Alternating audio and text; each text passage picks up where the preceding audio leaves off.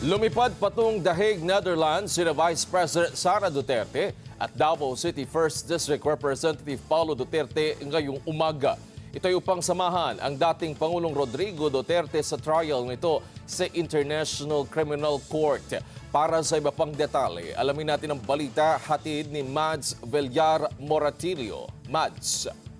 Yes, Wedge. Sakay ng Emirates Flight EK337, bumiyahe na patungong the Netherlands si Vice President Sara Duterte para sundan ang ama na si dating Pangulong Rodrigo Duterte.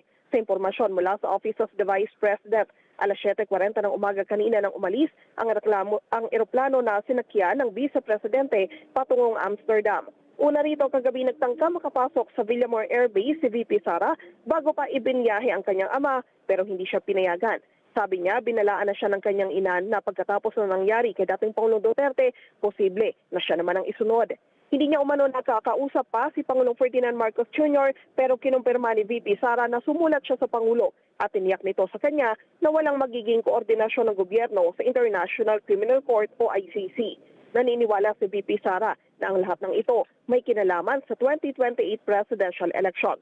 Bagamat wala pang kompirmasyon mula sa tanggapan ni Congressman Paulo Duterte, may mga impormasyon na tumulak na rin ito patungo sa Netherlands sakay naman ng isang Cathay Pacific flight.